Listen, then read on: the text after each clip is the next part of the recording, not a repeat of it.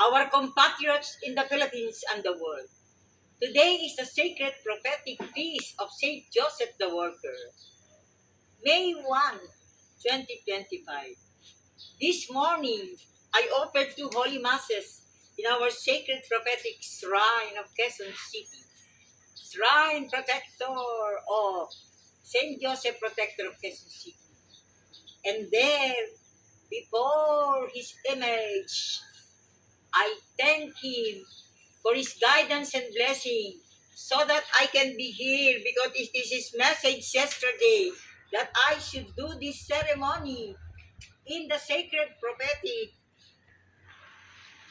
new paradise, new world, honored and nurtured by our brother Carlos Litos Valero here in Luwakan Airport Chapel, Our Lady of the Bleeding Heart Chapel with the Ten Commandments, Interfaith Chapel. So now, may I tell you the ceremony. Saint Joseph told me I should offer here in this new paradise, bagong paraiso, bagong mundo, honored and nurtured by Brother Carlos Litos Valero, called by God the Father to promote and proclaim the Ten Commandments in the Philippines and the world.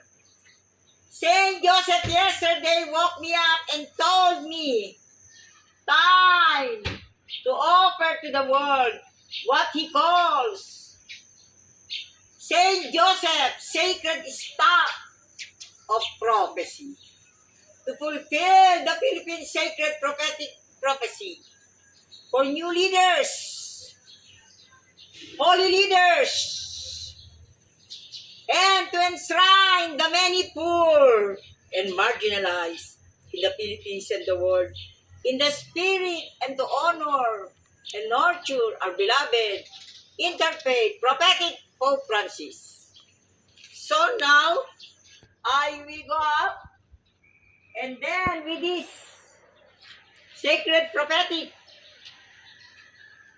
staff of prophecy of Saint Joseph, I will also offer this crown.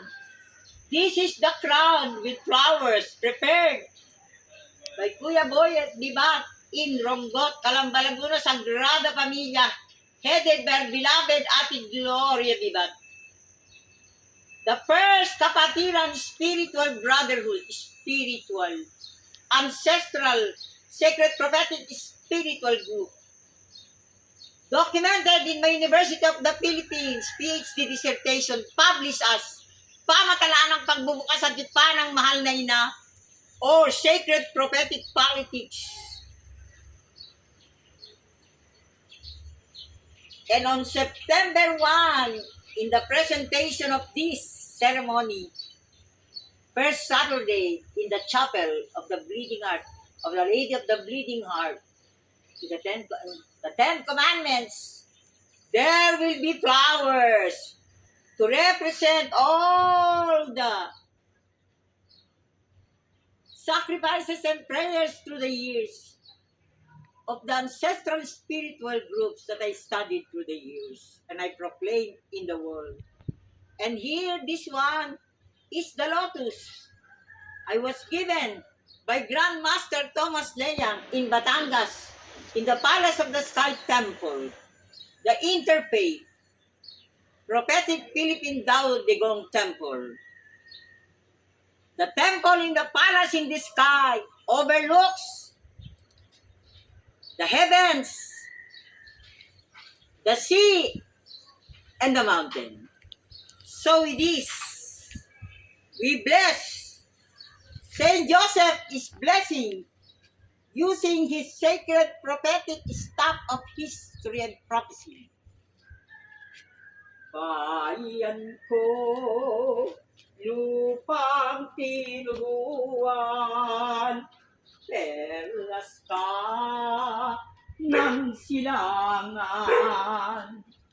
Ganda mo'y di mapapantayan, ilaw ka ng sanlibutan. Pilipinas, tulad mo'y gintong yaman. Sampaguita, dulot mo'y bango at kagandahan. Kwintas kang binuo ng kapatiran. Dulot ka sa amin ng poong may kapal. O ina, kay ganda pagmasdan, mga anak mo'y nagkaisa't nagmamahalan. Anong tuwa't saya ng iyong kalooban, sapagkat narito na ang dambana ng bayan, sapagkat narito na ang dambana ng bayan. Pilipinas, dambana ng bayan is the song honored and nurtured by the Rosario La Union, kapatiran, kaama-aman, kaina-inahan, headed by Inang Carmen Maglagbayan, copyrighted Diyos. And now, here is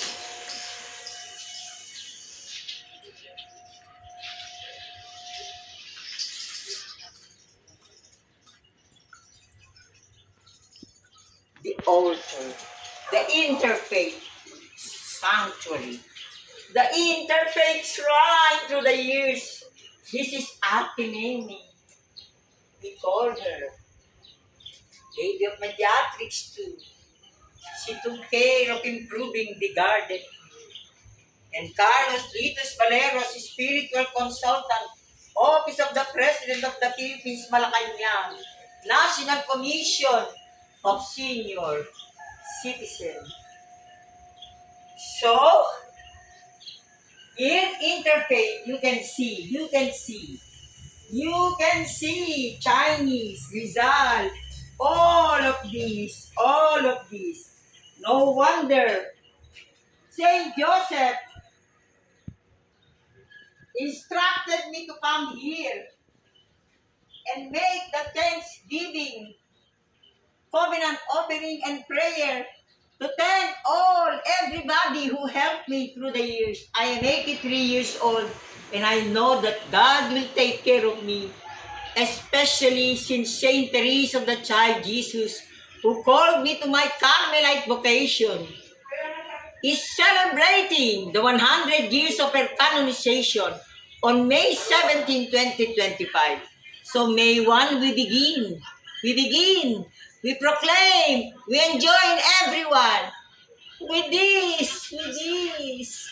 And I sing the song of our Blessed Mother, Magnificat, or thy will be done. When the Archangel Gabriel told her that she will be the Mother of God. And what did she say? Behold the handmaid of the Lord. Be done unto me according to thy word. My soul magnifies the Lord. My spirit rejoices in God my Savior. He looks on me in my nothingness. Henceforth all ages shall call me blessed. The Lord has done wonders for me. Holy is His name. Holy is His name. Mabuhay ang lahat ng kapatiran ng Pilipinas. Long live all the ancestral spiritual brotherhoods, all the ancestral sacred prophetic spiritual groups documented in my University of the Philippines PhD dissertation, pangatalaan ng pagbubukas sa tipan ng mahal na ina, or sacred prophetic politics, the unfolding of the covenant to the Great Mother. Thank you, O Lord. Thank you. Amen.